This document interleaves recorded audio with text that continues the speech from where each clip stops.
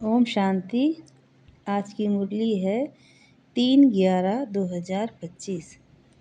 मीठे बच्चे, बाप आए हैं वॉइसलेस दुनिया बनाने, तुम्हारे कैरेक्टर सुधारने। तुम भाई भाई हो तो तुम्हारी दृष्टि बहुत शुद्ध होनी चाहिए।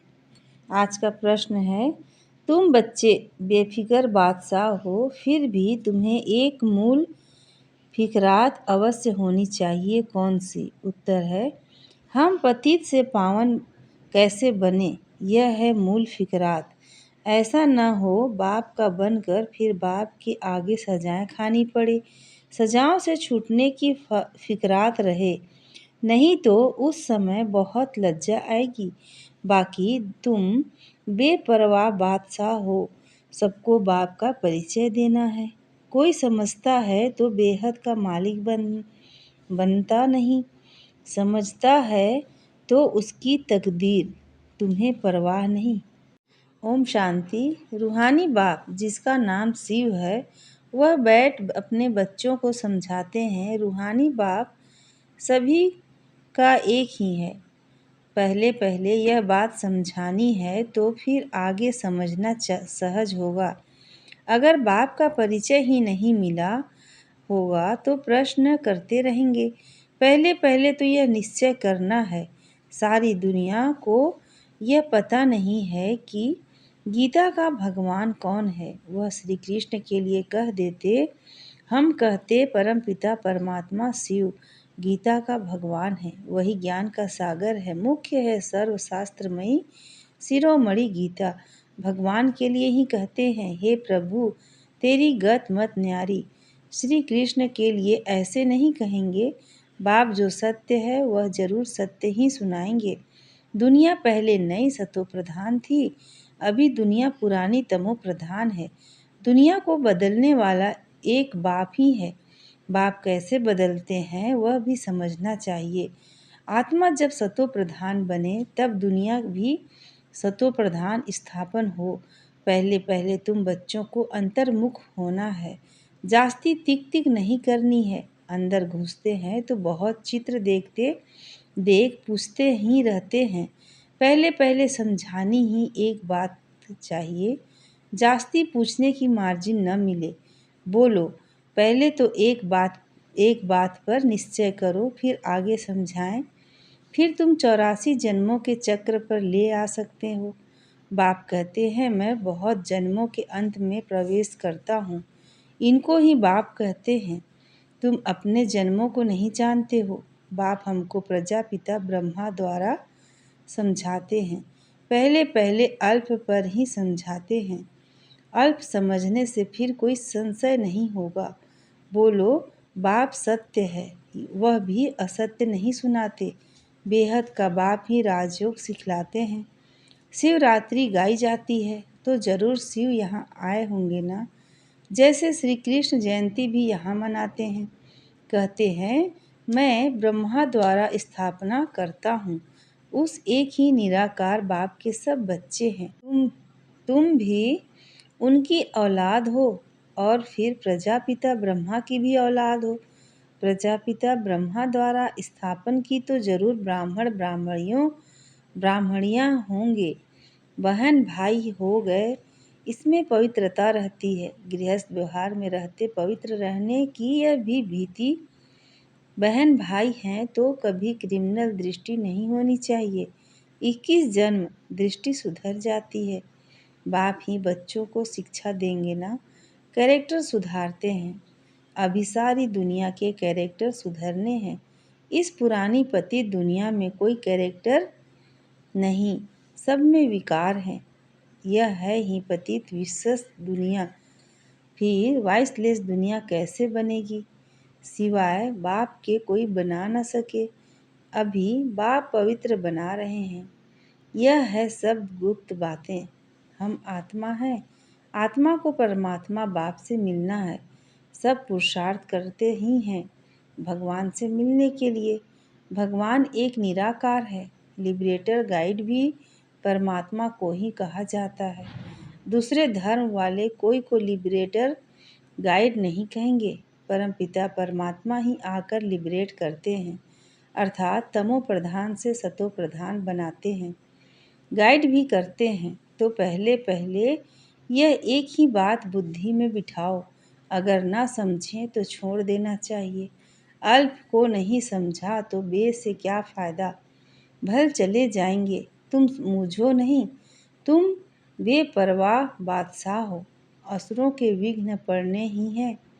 यह है ही रुद्र ज्ञान यज्ञ। तो पहले पहले बाप का परिचय देना है।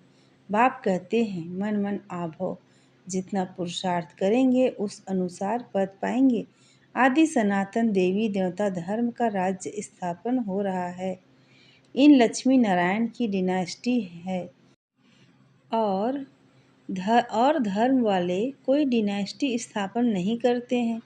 बाप तो आकर सबको मुक्त करते हैं, फिर अपने अपने समय पर और धर्म स्थापकों को आकर अपना धर्म स्थापन करना है। वृद्धि होनी है, पतित बनना ही है। पतित से पावन बनाना यह तो बाप का ही काम है। वह तो सिर्फ आकर धर्म स्थापन करेंगे, उसमें बढ़ाई की बात ही नहीं। महिमा है ही एक की, वो तो क्राइस्ट के पिछाड़ी कितना करते हैं, उनको भी समझाया जाता है। लिबरेटर गाइड तो गॉड फादर ही हैं, उनके पिछाड़ी क्रिश्चियन धर्म की आत्माएं आती रहती हैं, नीचे उतरती रहती हैं। दुख से छुड़ाने वाला तो एक ही बाप है। वह सब पॉइंट्स बुद्धि में अच्छी रीति धारण करनी है। एक गॉड को ही मर्सीफुल कहा जाता है। एक भी मनुष्य किसी पर मर्सी नहीं करते। मर्सी होती है बेहद की एक बाप ही सब पर रहम करते हैं। सतयुग में सब सुख शांति में रहते हैं, दुख की बात ही नहीं। बच्चे एक बात अल्फ पर किसको निश्चय कराते नहीं, और बातों में चले जाते हैं, फिर कहते गला ही खराब हो गया। पहले पहले बाप का परिचय देना है। तुम और बातों में जाओ ही नहीं, बोलो बाप तो सत्य बोलेंगे ना। हम बीके को बाप ही सुनाते हैं। यह चित्र सब उसने बनवाए हैं, इसमें संशय नहीं लाना चाहिए। संशय बुद्धि विनशंति। पहले तुम अपने को आत्मा समझ बाप को याद करो, तो विकर्म विनाश होंगे, और कोई उपाय नहीं। पतित पावन तो एक ही है ना। बाप कहते हैं देह के सब संबंध छोड़ माँ मेकम याद करो। बाप जिसमें प्रवेश करते हैं उनको भी फिर पुरुषार्थ का कर सतो प्रधान बनना है। बनेंगे पुरुषार्थ से फिर ब्रह्मा और विष्णु का कनेक्शन भी बताते हैं। बाप तुम ब्राह्मणों को राज योग सिखलाते हैं, तो तुम विष्णुपुरी के मालिक बनते हो। फिर तुम ही 84 जन्म ले अंत में शूद्र बनते हो। फिर बाप आकर शूद्र से ब्राह्मण बनाते हैं, ऐसे और कोई बता न सके। पहली पहली बात है बाप का परिचय देना। बाप कहते हैं मुझे ही पतितों को पावन बनाने यहाँ आना पड़ता है। ऐसे नहीं कि ऊपर से प्रेरणा देता हूँ। इनका ही नाम है भागीरथ, तो जरूर इनमें ही प्रवेश करेंगे। यह है भी बहुत जन्मों के अंत का जन्म, फिर सतो प्रधान बनते हैं। उसके लिए बाप युक्ति बताते हैं कि अपने को आत्मा समझ माँ मेकम याद करो। मैं ही सर्वशक्तिमान हूँ। मुझे याद करने से तुम्हारे में शक्ति आएगी। तुम विश्व के मालिक बनेंगे। ये लक्ष्मी नारायण का वर्षा इन्हों को बाप से मिलता है। कैसे मिला वह समझाते हैं। प्रदर्शनी म्यूजियम आदि में भी तुम कह दो कि पहले एक बात को समझो, फिर और बातों में जाना।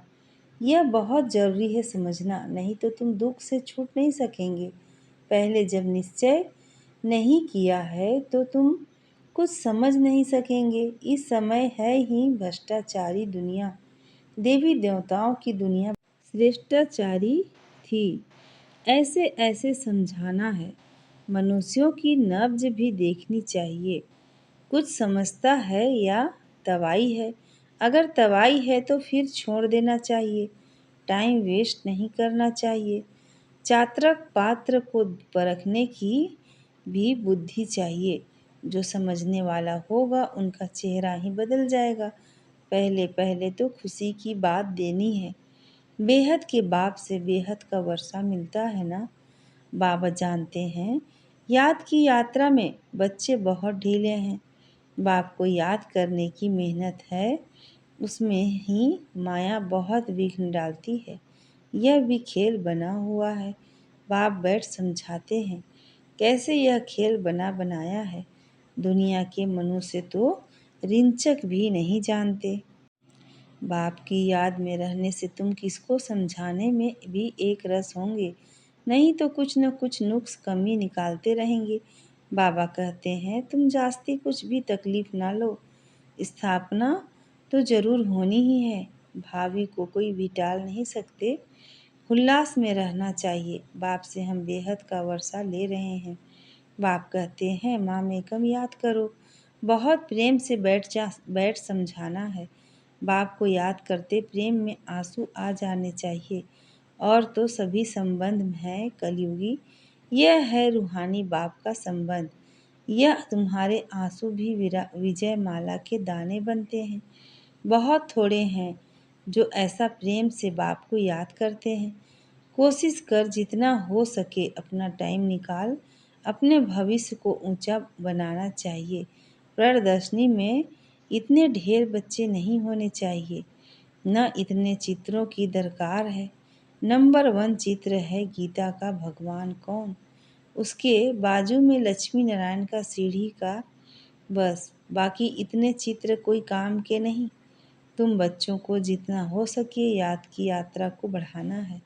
मूल फिक्रात रखनी है कि पतित से पावन कैसे बने, बाबा का बनकर और फिर बाबा के आगे जाकर सजा खाएं। यह तो बड़ी दुर्गति की बात है। अभी याद की यात्रा पर नहीं रहेंगे तो फिर बाप के आगे सजा खाने समय बहुत बहुत लज्जा आएगी। सजा ना खानी पड़े, यह सबसे जास्ती फुरना रखना है। तुम रूप भी हो, बसंत भी हो। बाबा भी कहते हैं मैं रूप भी हूँ, बसंत भी हूँ, छोटी सी बिंदी हूँ और फिर ज्ञान का सागर भी हूँ। तुम्हारी आत्मा में सारा ज्ञान भरते हैं। 84 जन्मों का सारा राज तुम्हारी बुद्धि में है। तुम ज्ञान का स्वरूप बन ज्ञान की वर्षा करते हो। ज्ञान का एक एक रत्न कितना अमूल्य है, इनकी वैल्यू कोई कर न सके। इसलिए बाबा कहते हैं पदम पदम भाग्यशाली। तुम्हारे चरणों में पदम की निशानी भी दिखाते हैं। इनको कोई समझ न सके। मनुष्य पदम पति नाम रखते हैं, समझते हैं इनके पास बहुत धन है। पदम पति का एक सरनेम भी रखते हैं।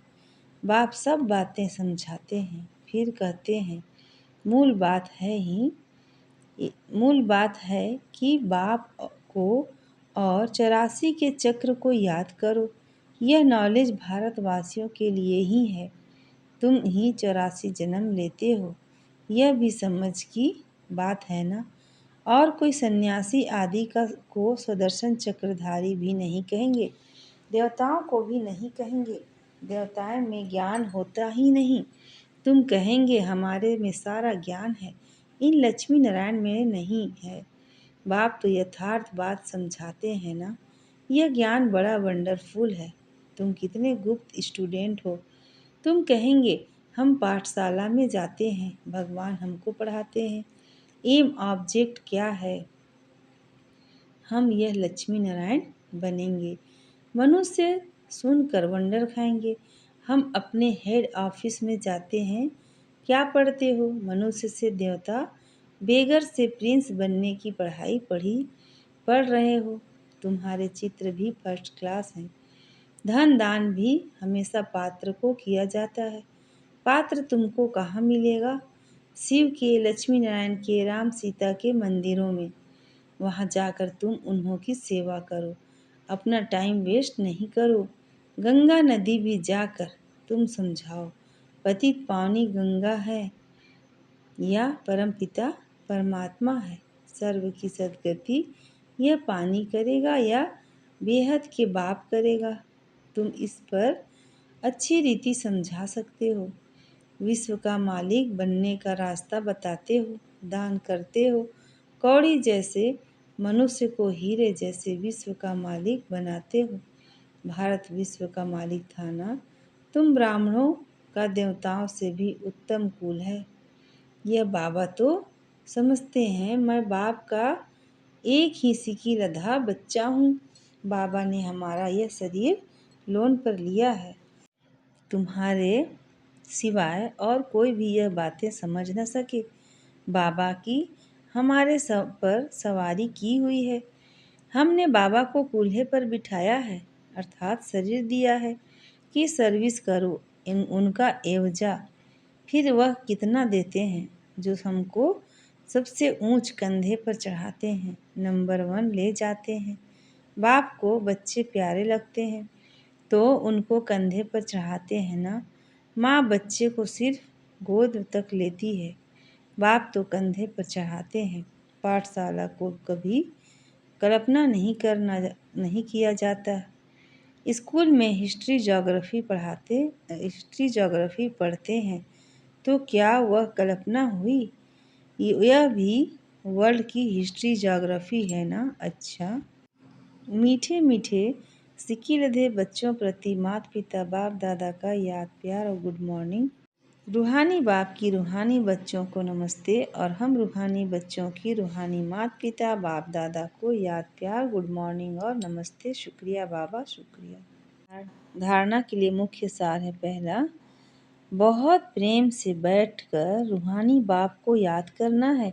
याद में प्रेम के आंसू आ जाएं तो वह आंसू विजय माला का दाना बन जाएंगे। अपना समय भविष्य प्रारब्ध बनाने में सफल करना है।